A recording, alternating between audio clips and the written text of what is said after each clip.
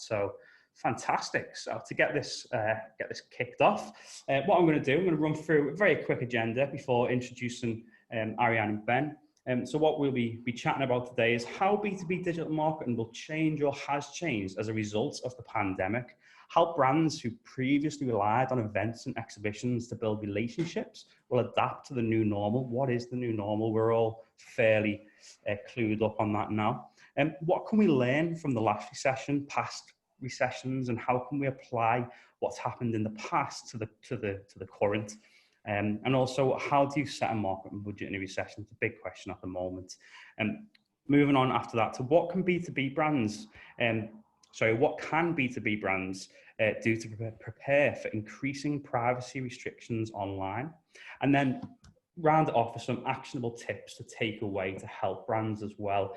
Like I said, any questions, please pop them into the chat and we will raise them as we're going. So what I'll do, I will just stop the screen sharing now so we can jump into the introductions for everyone.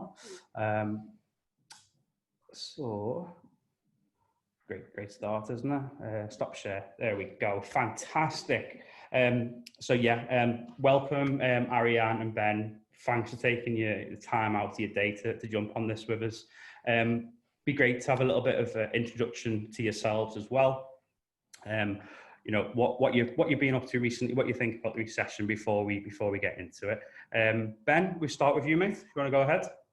Hello, hi. So yeah, my name's Ben Wood. I'm strategy director at Hallam. Every day for the last 3 months has been spent with Arianne, pretty much every minute. Remotely. It's not in the same room, but essentially reworking a lot of our clients' strategies in light of COVID-19 and now the recession. So yeah, very much in the weeds with our clients, helping them out through the current situation and advising them on a way forward. Brilliant, thanks very much, Ben. Arianne? So I've been working with Hallam for about the last 6-7 months now as an independent strategic consultant, and it's been really interesting to see how the mix of businesses that I work with have reacted to all of this and how things kind of went off a cliff in March and April, and then as confidence began to come back in May and June, we've seen that reflected in clients' media spends and almost the risks they're willing to take with their marketing. So it's really interesting to talk more about how we can now plan for the future, given that COVID doesn't look like it's going anywhere anytime soon. So I'm hoping everyone takes some good tips away from today. Brilliant, thanks very much, Arianne. And just to give you an introduction to myself, if you're not 100% sure who I am, my name is Kieran Sheridan Lawler, proper mouthful. But yeah, you can find me on social like Kieran S-Lawler to make it even more confusing.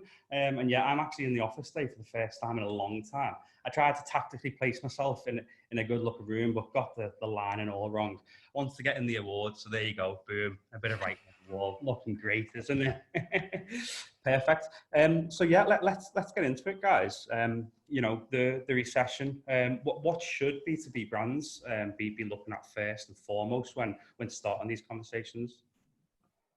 I guess, yeah, I mean, what should be looking at is the data on what has potentially worked in the past, and I think we'll get on to talk about this, what's happened in previous recessions, learning from the lessons in the past. I think the key difference with the current recession that we're in compared to like 2008, 2009, for example, is that we're now 100% reliant on digital marketing.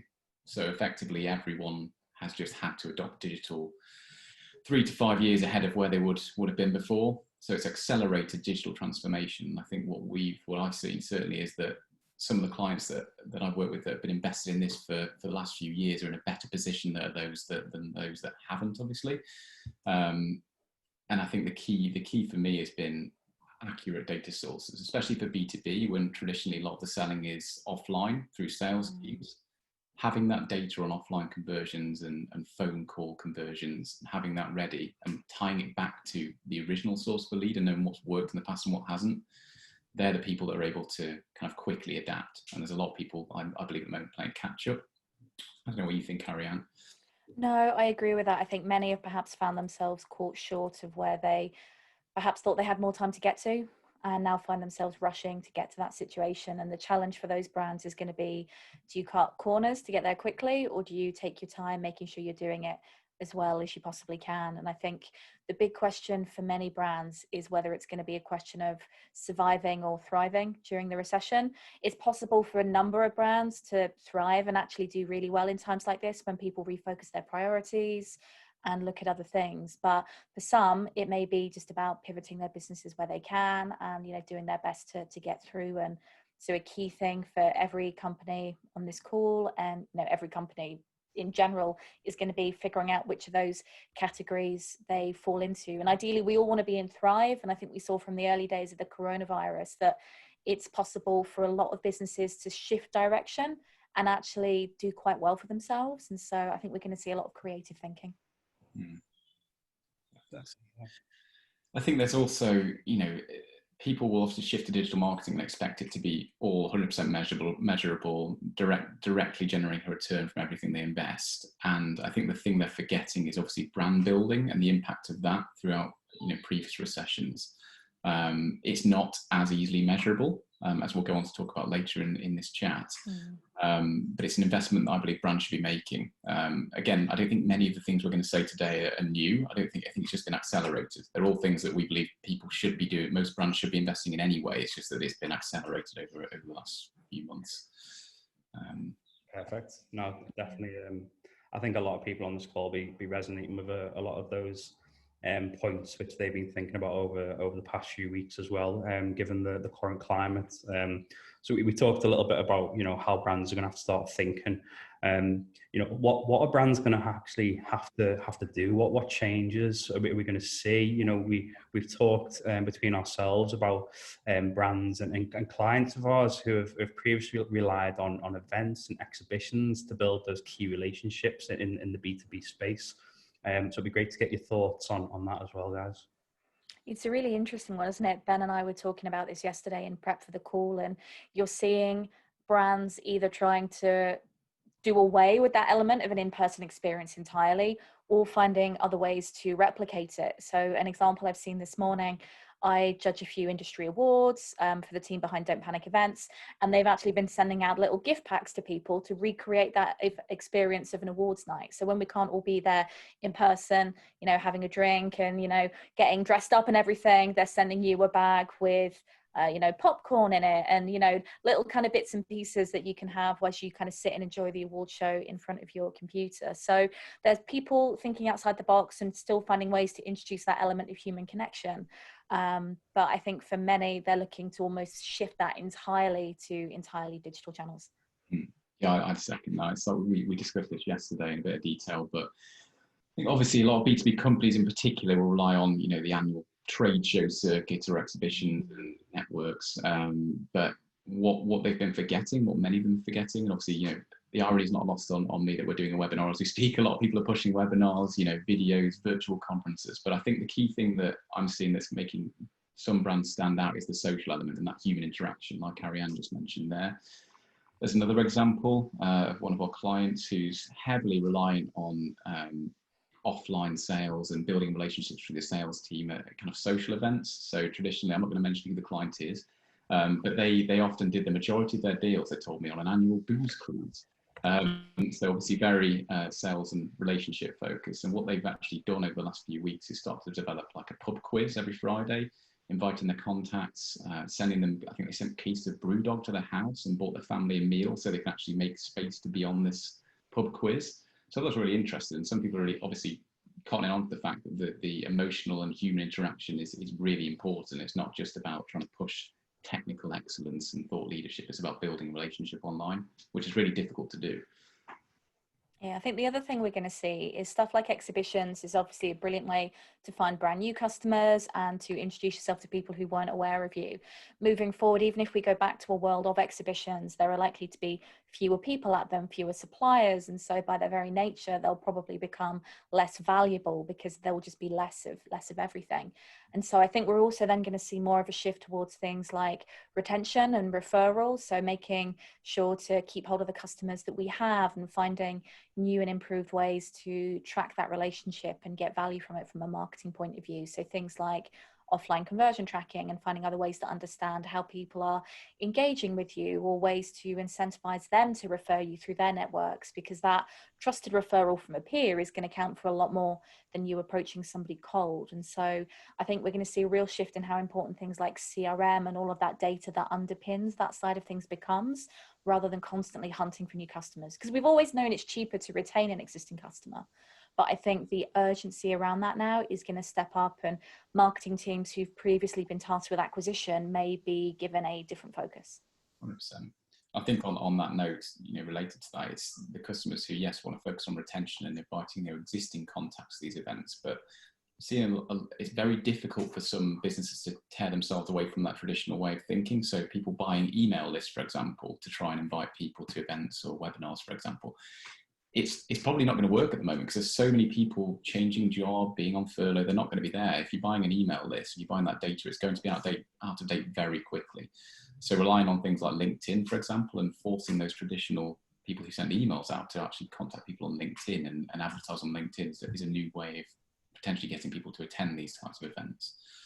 I think what Arianne, you mentioned then about the in-person events, and obviously we're going to have to get back to some sort of new normal with that. And I've had a lot of conversations around, will the people who attend, and are they just becoming more used to being out and around people, or are they actually ones who are really going to add value? But I think, the key point of what I took from what you said then, Arianne, was about the customer testimonials. We obviously talk a lot in digital marketing about the marketing funnel, and we've got different levels, and Ben will spend a little bit of time talking about brand awareness in a minute, and a lot of B2B marketers focus on that sales activation level, that conversion level. But what's going to be super important moving forward in the recession, in my opinion anyway, is that bottom of the funnel that people often forget about, is that customer testimonial, that customer referral, because people are going to be looking to want to make trusted decisions during the recession. It's uncertain times. It's going to be uncertain times, especially for the bigger B2B purchases. And we were already seeing data that the average decision maker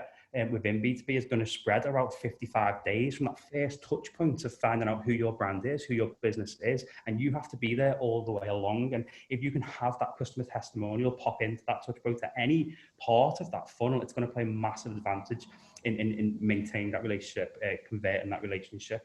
Obviously, 55 days is an industry average, and everyone will have their own life cycle. And I hope you all know what yours is, because that is super important. But just overly express the fact that we have to be there along that full journey for customers as well, moving forward. And that trust and those key signals of trust is going to be massively important. So it's interesting, Kieran, that you mentioned trust. Garrick has posted in the chat there about how there's a lot of reports, albeit about B2C, showing a massive decline in loyalty over lockdown. And that's really interesting, because it begs the question then how much the high street has perhaps played a part in things today, how that loyalty is driven by people being able to go and do things in person, or having perhaps more choice than they may have at the moment. And now we find ourselves in this situation. Does that mean people are being increasingly driven by price? Everybody's feeling the pressure on their wallets, and so is price maybe more of a key factor than it was before in terms of who people shop with. And so with B2B, do we have to look at our value propositions? Do we have to figure out exactly the way to build trust with someone? How do we help that nervous buyer who may be wary about committing to such a large purchase, which most things in B2B often can be? So what can you do in terms of helping to build trust? And there's proven data that talks about different combinations of media as being more effective. And it comes back to those elements of reach and frequency. Again, the more someone sees you and the more they see you across different media with a consistent message, the more they will trust you. It's by no means the only thing you can do, but it shows that marketing, and particularly branding at a time like this, has an important part to play. So I think Garrett will probably see some of that move into B2B. As Kieran said, you may see some of those times extend as people try and go through their decision making. There'll be a lot more caution and nervousness. Whether that will translate into a lack of loyalty, maybe not. It's hard to say at this point, but it wouldn't surprise me if we do see that, because people are going to be very much more price sensitive, I think, at a time like this.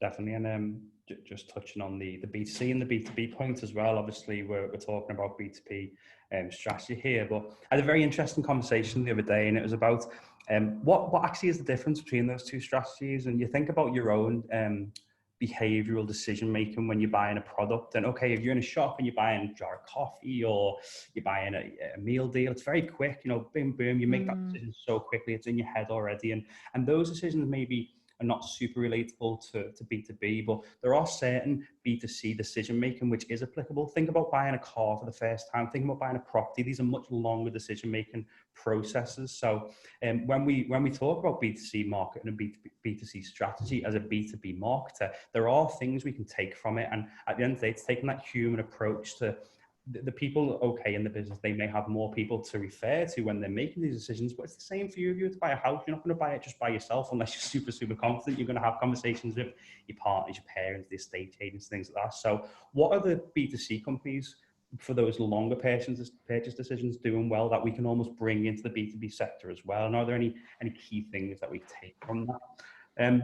Ben, if you've got any points on the B2C versus B2C, it'd be good before we get into the previous recessions and what we can learn from the good old or the bad old days, whatever you want to call the previous recessions. Anyway, we'll stick with bad old days, but you know, hopefully we can learn enough from it that it's not going to be too detrimental to our businesses anyway.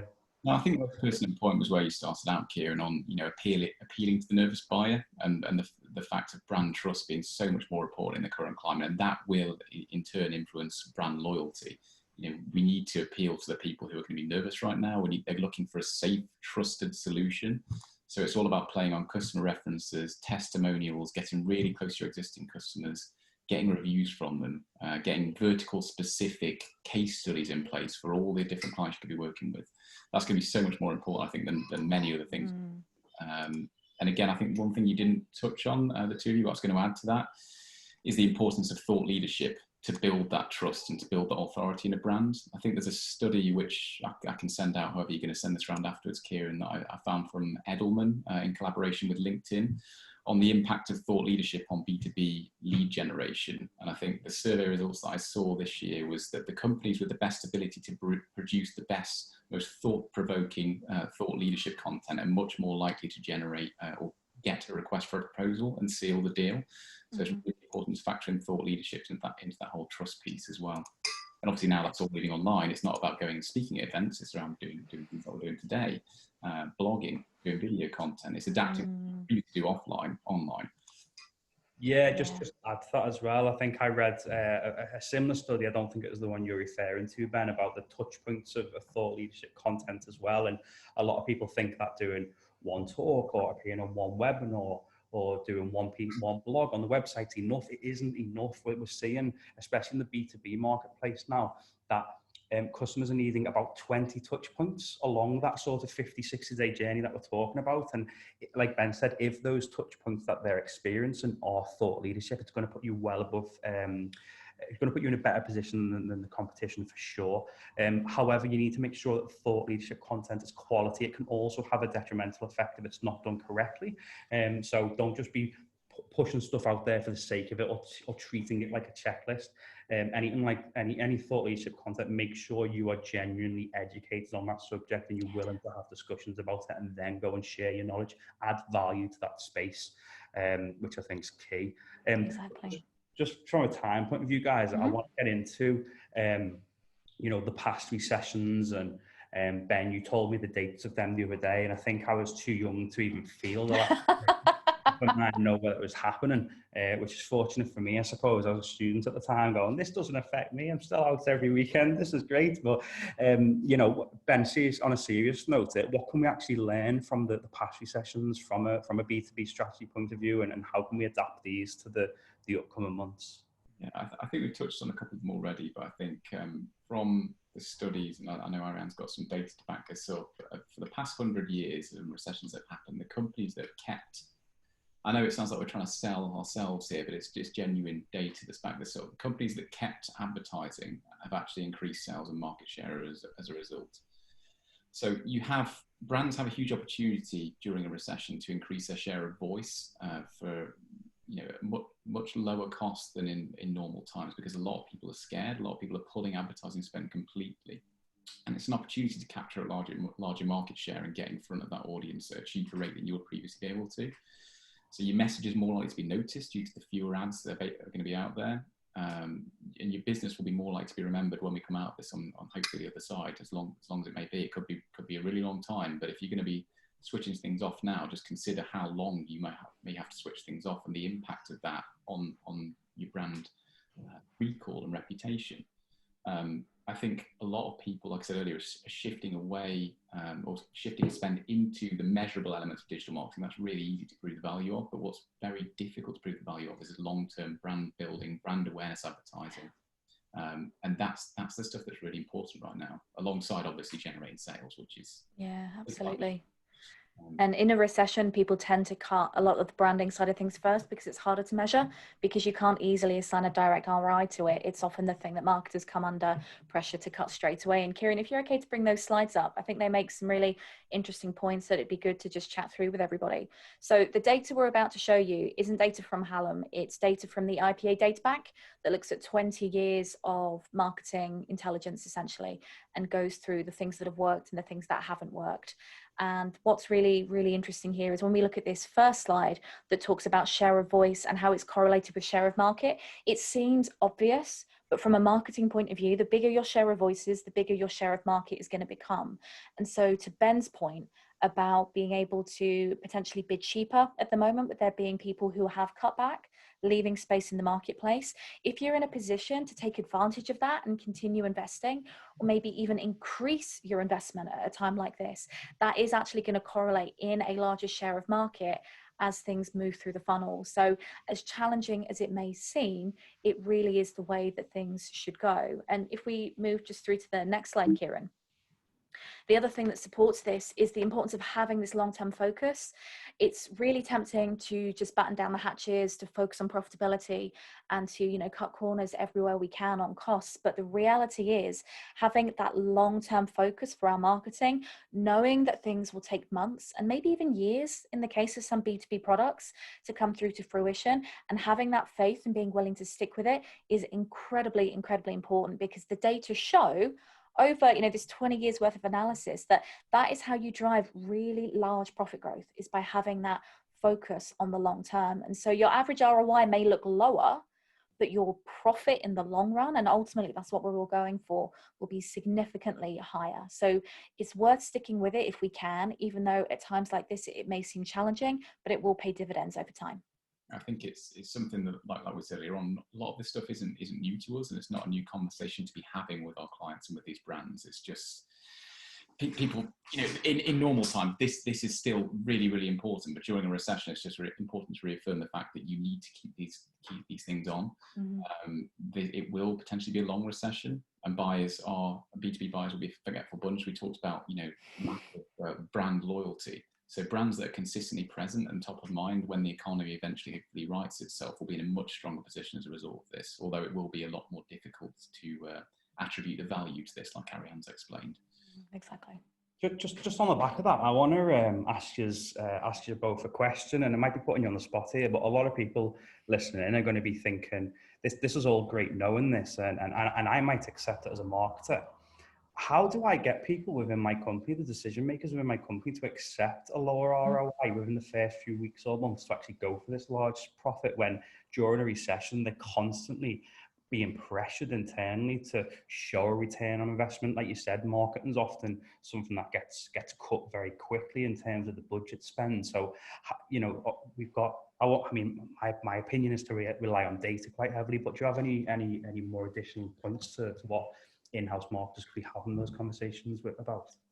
I can start with that one if you want, because we do get that question quite a lot when we try and sell this in really to clients. But it's I think it's the impact that you would see on brand awareness. So if you think of tools like Google Trends as an example, you'll often see when a brand invests in brand building, display advertising, video advertising, there's a knock-on impact on the organic search volume for that brand. I saw a good example, I can't remember, I think Hargreaves Lansdown, for example, last year. So this wasn't in a recession, but I noticed that their ads were popping up all over the place, going heavy on brand building. And I did some research because we had a client in the financial space around the impact on their brand search growth.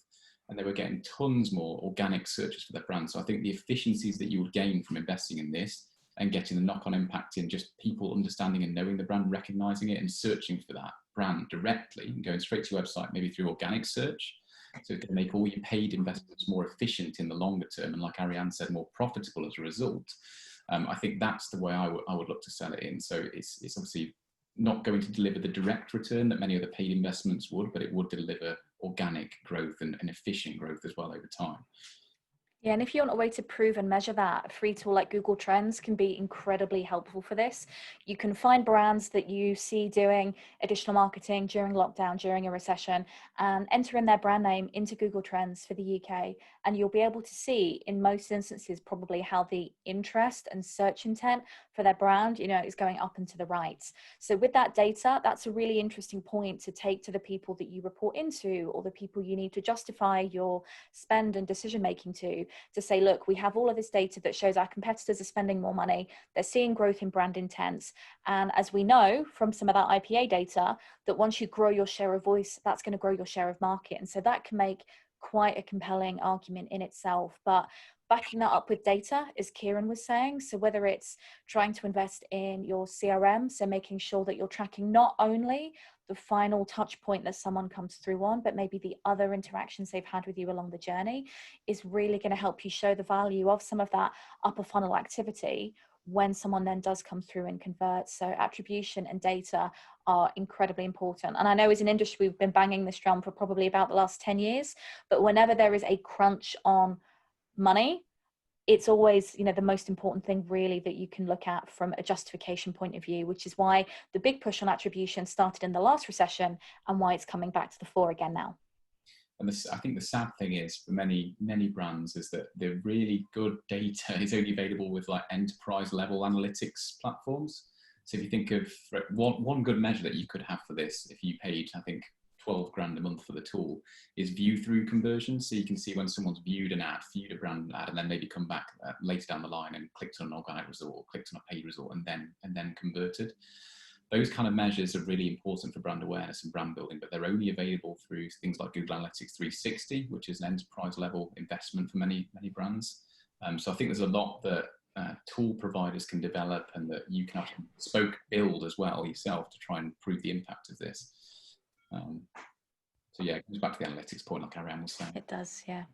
Yeah, but no, it's great to understand how to form those conversations and have that arsenal ready for when you're going to pitch those sort of internal decision making during recession. Because like we know, it's going to start getting tight for marketing departments, and we need to be prepared for that as marketers.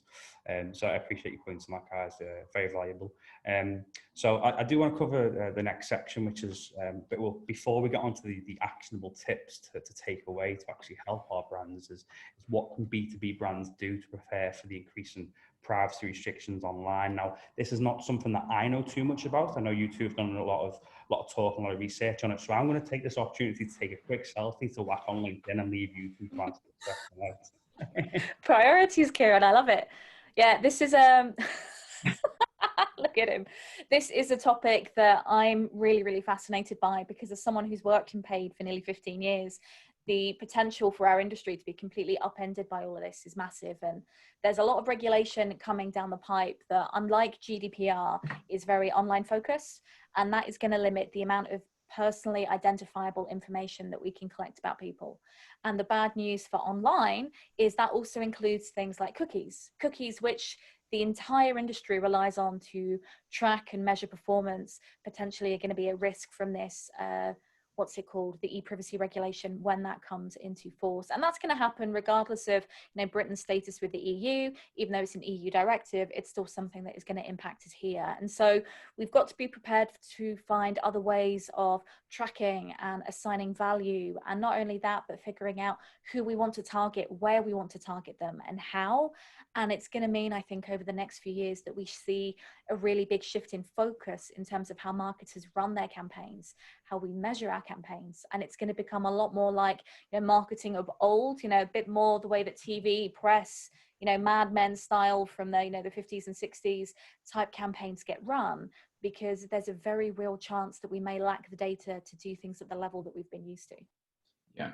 I'll just second the points Arianne was making there. Obviously, the privacy legislation, some of this stuff is already coming into play now. You've got Safari with, I think it's called intelligent tracking prevention, so they don't allow the cookie duration has essentially gone down on third-party cookies. The same with Firefox, that's enhanced tracking prevention. So if any of you are interested, I'd just do some research around that. But no one has really covered it in any great depth and the impact, as Arianne was saying, on the industry. I'd actually say that Arianne is one of the people in digital marketing who talks the most about this, so it's a good person to have on the call around that point.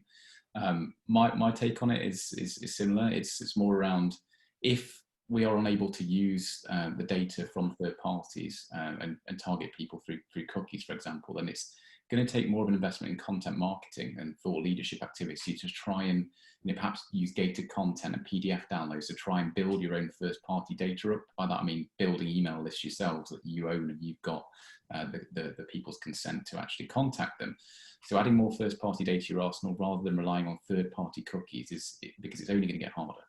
And as Arianne said, yeah, contextual targeting, so targeting people having creative good creative will make you stand out from the crowd, because it is going to be a crowded playing field. It's not going to be that kind of super personalized targeting will quickly become a lot more difficult. Yeah, in some ways I'm actually excited for this, because we've almost gotten to the point where we have this data hammer as marketers, and we've treated every problem as a nail, and we've just solved every single thing that we face with data. And we've gotten to the point of treating people as data points rather than individuals. And what this situation is going to force us to do is to think about the other ways that we can appeal to people. I think things like creative are going to become more important. If Kieran's done with his selfie taking, maybe he can pop up the next slide that just talks a bit more about the importance of emotion in building profit and business outcomes. So as we start to invest more in creative and the message and providing a good experience for someone, we can actually see how this is correlated even with business results. That if you use emotion in your campaigns, the impact it has, again, over the long term, if you combine it with that long-term focus, is significant. And when we're talking about emotion, we're not talking necessarily about things like the John Lewis advert that provoke a strong emotional reaction at Christmas every year. It's any kind of emotion. So that feeling of trust, safety, making something easy for someone, reassurance.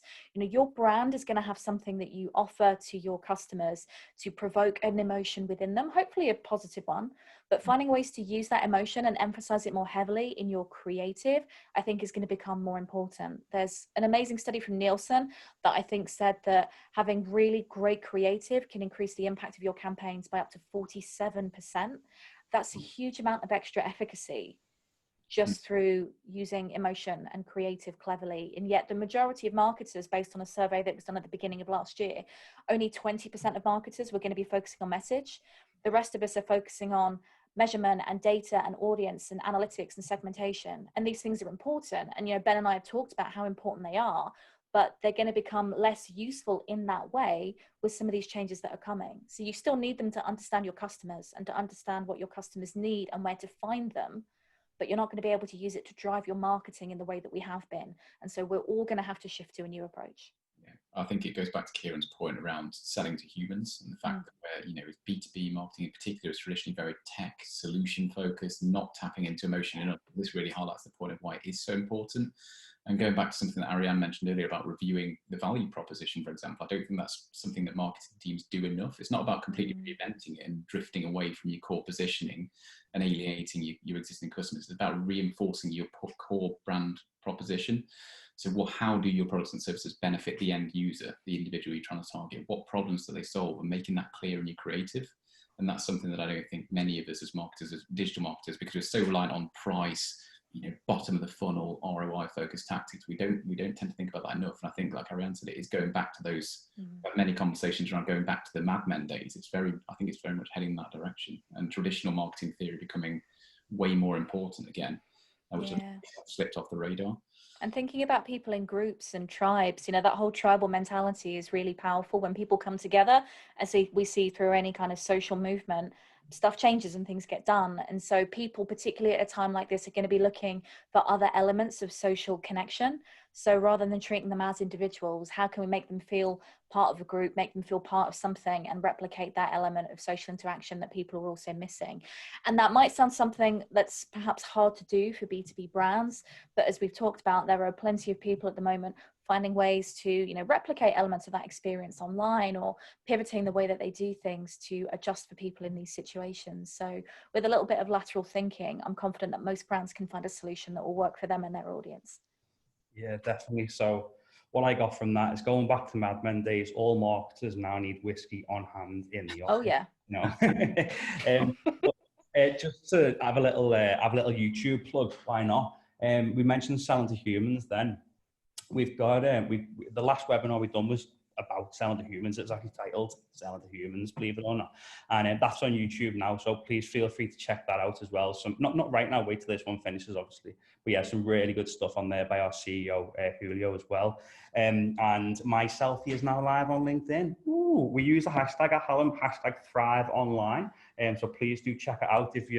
We will just. This isn't the end of it, by the way. I'm just plugging stuff. Why not? But yeah, we can.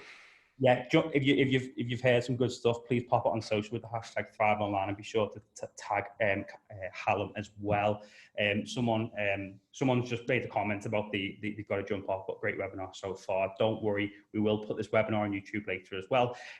Right, before we wrap up, please pop some more questions in. The main thing that I want to get at today is to take away is, what are the actionable tips to take away and to help brands?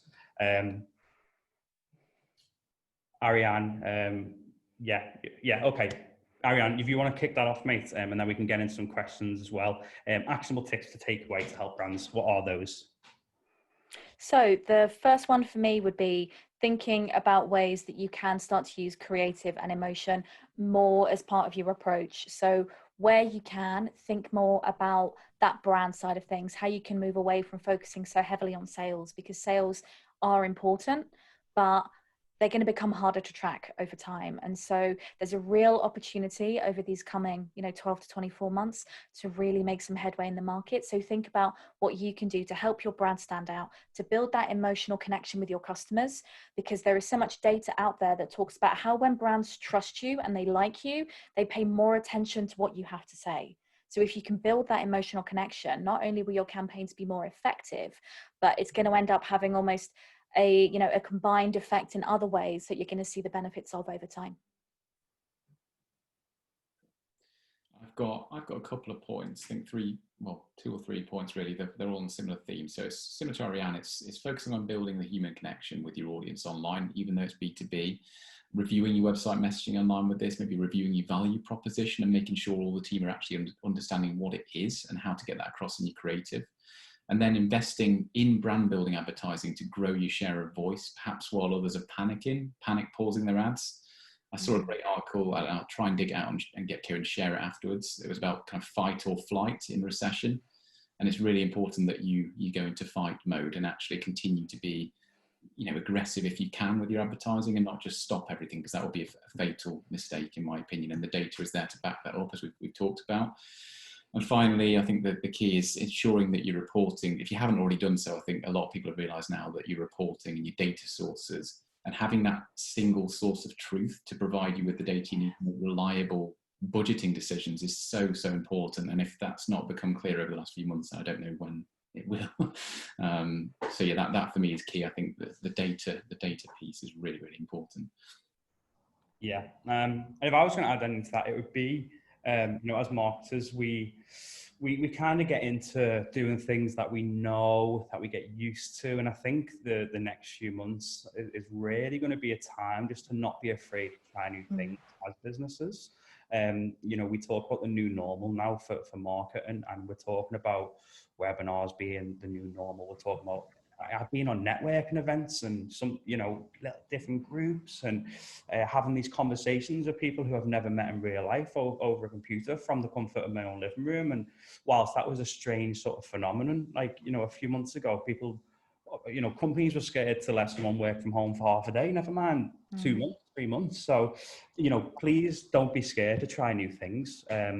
At the end of the day, you're just trying them. And like Ben said, you've got that analytics, that data set up, you're going to know whether they work or not as well. But, going back to it as well, don't do it once and think, oh, that doesn't work for me. We've seen too many people in the past, and I've been to blame with it sometimes. I'll try something once and I'll be like, oh, that doesn't work, does it? You need that consistency. You need to keep evolving it and getting better at it as well. So if you are trying something new, grit your teeth and bear with it for about 3 months before actually relying on that data that you get to inform your decisions as well. Yeah, I'd echo that point if I may, Kieran, as well, just about bravery, because there's going to be huge change, more change than we've had already coming to our industry, whether we like it or not. And so my preference and advice for everybody here would be is figure out what you can do to be at the forefront of it and reacting to it before you're caught on the back foot by it and you're forced into making decisions that maybe you don't want to make.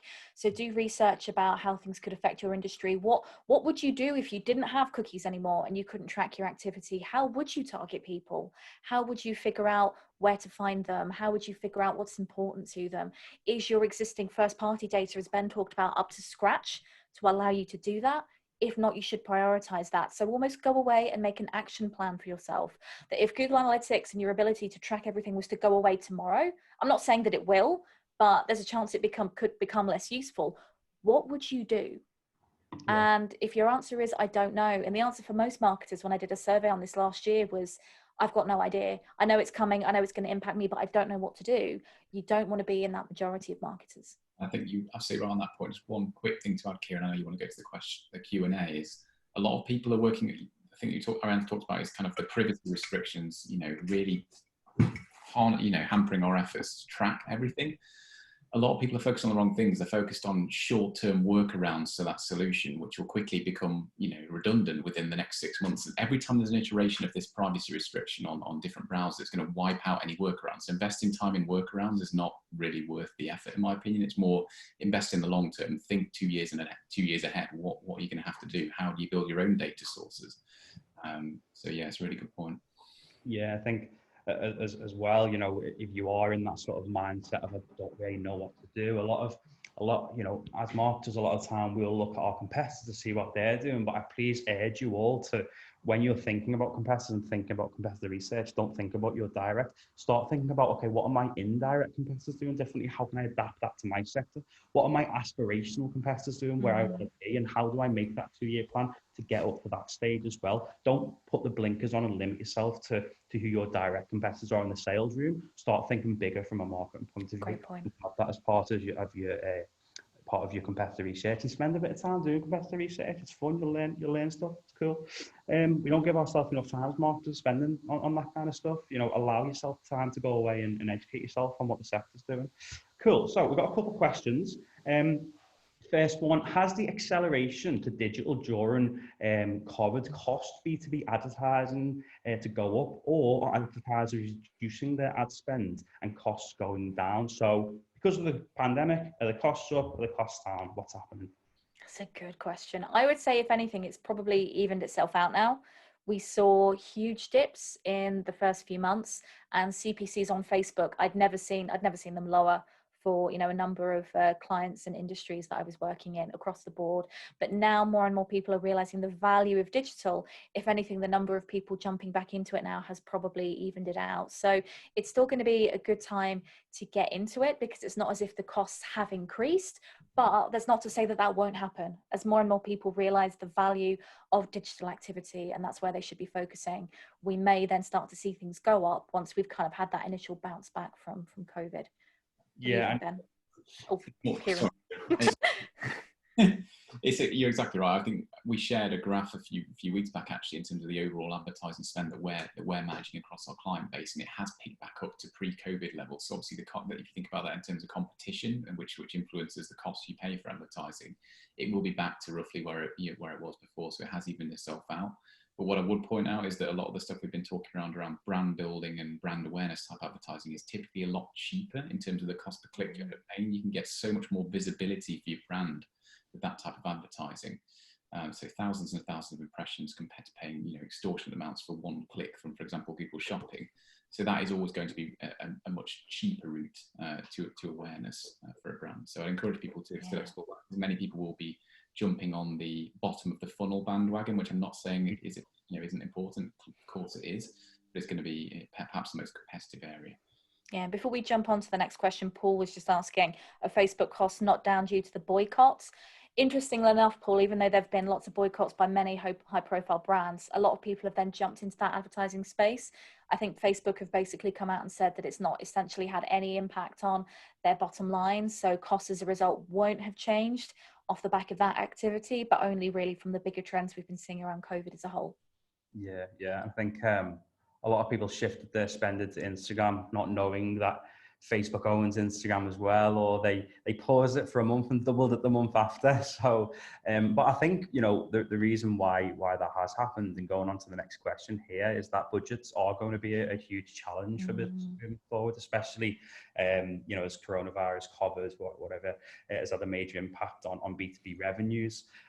So a question from the attendees is, heading into the recession on empty pockets, is a tough ask for anyone, and what can brands bring into their strategy that has little or no cost associated and still make an impact? And for me, it's going back to that sort of consistency with thought leadership and even like an employee advocacy type route. So we're seeing on LinkedIn now that company posts are dying off, you know, more and more, but the posts that are coming from the thought leaders within companies are getting really great engagement, really great traction, building true honest relationships. But is there, you know, any other low cost alternatives, zero cost alternatives? Yeah, I mean, you're right. I don't think anything is ever going to be free, because you've got to factor in, you know, the time of someone actually writing that content, you know, the employee costs of actually delivering this stuff. So I think it would go down, there's two areas I've been speaking about to a lot of our clients, which is focusing on UX and conversion rate optimization. So it's making small tweaks to the website. If you're not going to invest in advertising, then make the most of the traffic you're already getting.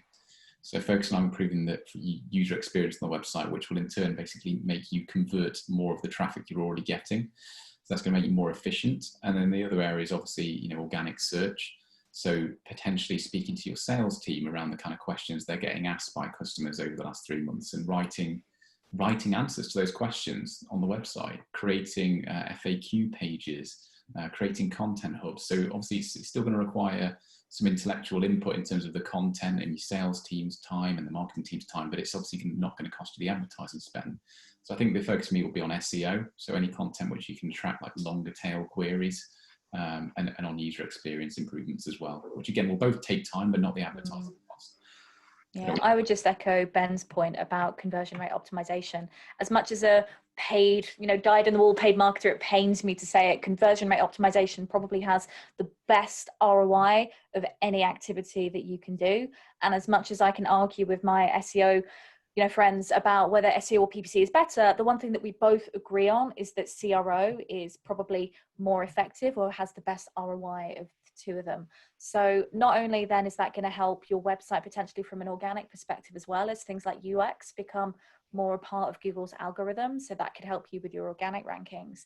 Any money that you spend on improving that journey is just going to help that paid budget work harder, because as PPCers, there's only so much we can do by getting the right people to the right website at the right time. If that journey isn't up to scratch, doesn't matter how well targeted they were or how much they love the creative that we put in front of them, they're just not going to convert. And so any money that you can spend on improving that journey, and because there's no media cost attached to it, it can be done relatively cost effectively. That would be my one big recommendation, is make sure that you're making that journey as easy as you can and as streamlined as possible. That's it. I mean, jumping on the sort of taking advice from B2C, like we were talking earlier, think about when you go onto Amazon to buy a product, was like 2 clicks and it's at your door the next day. Super easy user flow. A lot of B2B websites, there's a lot of clicks, a lot of work for the user to actually make that journey through and complete whatever that path is that you're trying to lead them on. So really have a little think about what your path is for the user, from the user's perspective. At the end of the day, you know, it's a person behind the screen like you or me taking that journey, so you need to be clued up on it. I had a great question from Louise, and Louise, thanks for it's a decent paragraph here. I'm not going to read it all, but I've had a little chance to have a look at it. Fundamentally, the question that Louise is asking is, she works for an international company, you know, in over 60 countries, and a lot of their marketing activity in the past has been based around the events, the networking side of things. However, they recently had a discussion internally about what's the plan going forwards and what can they do instead of these events. You know, they're active in digital marketing, but she wants to know about more about LinkedIn, and more about that sort of relationship and emotional connection you make with people that you would do at events, but now doing it online. Yeah, so I'll kick off with this one. I think LinkedIn for your industry, Louise, is a really, really good way to go, because I mentioned earlier about this data that shows the most effective paths for marketing journeys in order to build trust with a brand. And the most effective journey will probably come as no surprise to anybody is when it begins with peer and peer recommendation and that element of person-to-person connection. And then things like owned channels and social channels then factor in really, really highly. So LinkedIn for marketing, and not even as paid marketing, finding ways organically to interact with people, as Kieran and Ben have said, post content, make sure you're reaching out to the right people and making those connections. Then amplifying what works is a really cost efficient way to start, because you're then getting that element of peer-to-peer recommendation backed by a social network, with a chance then that other people can see it. Because that power of, I don't know about you, but how often I see in my feed that so-and-so liked or commented on this, the reach you can get through the right kind of post for free can be, incredibly, incredibly amazing. So I would absolutely recommend it as a first channel. But make sure that you do have a solid strategy for how you're going to engage with people, how you're going to put content out there, how you're going to then promote it if it works. And, brief your employees as well, and try to all be singing from the same hymn sheet. Can't believe I just said that, but doing that for want of a better phrase, and making sure that you're all kind of cohesive in your efforts. And that's how you'll see the biggest impact.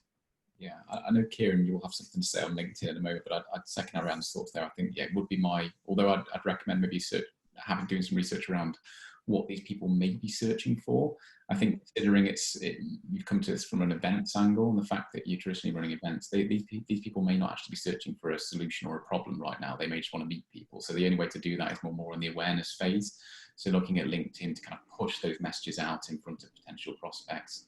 And the fact is, with LinkedIn, you can be way more targeted than you would be at a trade show. You're not in control of your stand location at an exhibition, are you? Whereas in LinkedIn, you can get your message in front of a specific company, a person who works at the company, job title level, so it's super, I know from organic side it's powerful, but also from a paid side as well, it'd be worth, I think, trialing some of that events budget in potentially LinkedIn as well. Yeah. Speaking out of turn, sorry, but yeah, I mean, LinkedIn is a relationship platform for B2B marketers. That's what it's always been. It's by far my favorite social media platform for that reason. People go on there to be educated. People go on there to have conversations, to network. They don't really go on there for entertainment like you'd expect them with the social channels. So when you are providing content on LinkedIn, and please reach out to everyone else within your company to be doing the same thing, and really empower them to do that. Employee, obviously make it as easy as possible for them to be sharing their thoughts on LinkedIn, but really think about, how can I educate the audience? How can I engage with the audience? If the post that you're putting out there doesn't tick one of them boxes, it isn't shareable, it isn't educational, it isn't entertainment in some sort of way, then it's not really worth posting it. So yeah, great question, and hopefully LinkedIn will bring you many benefits. And don't be pushy or needy as well, I would add to that. There's nothing more annoying, and we've all experienced it, when you connect with someone on LinkedIn and 30 seconds later a sales message lands in your inbox. Don't be those people. Allow those relationships to grow and build over time, and then people are naturally going to be more receptive to what you have to say. It's exactly the same approach we'd follow for marketing on Facebook, being sequential, establishing that authority, building that relationship, getting people to know your product or proposition, and then seeing if they're interested in buying your product. So it takes time, but it will be far more natural, and you won't lose engagement as a result. Yeah, definitely. At Hallam as well, we've got partnerships with LinkedIn, with Facebook, with Google, that kind of thing. So any future advice or whatever, you drop us a line, where we are. We'll be happy to help out and have that conversation. Last question before we wrap up, guys, 'cause I'm just a little bit cautious of time, was from one of the attendees around one of the best marketing techniques during a recession is to upsell or cross-sell to existing customers, and any tips for that. We know that selling to existing customers is low energy, low cost, and we're also aware that a lot of our existing customers don't actually know our full product range. So yeah, it'd be great to get your opinions before we wrap up on that. Yeah, I mean, I'll start. I mean, Arianne touched on this earlier. I think firstly, to enable yourself to cross-sell or upsell, you need to retain existing customers. So it's all about, boosting customer loyalty, boosting retention, reducing churn. And then to do that, it's things like, your email list, your email segmentation, making sure you've got a solid, reliable data set, and making sure you're actually emailing the right people at the right time with the right message. I think especially right now through a recession, and certainly through COVID, it's doing the right thing by your customers. So if it means potentially let them have a payment holiday for a B2B subscription, for example, then that may be the way to go, because in the long term, they will be a more loyal customer. So I think the first stage of that actually being able to cross-sell and upsell is actually boosting customer loyalty and retaining the customers you'd have. That would be the foundation that I'd go for. And then in terms of cross-sell and upsell, I think for me it would be on the email side and making sure we're really staying close to your existing customer base. I don't know what you think on that, Arianne.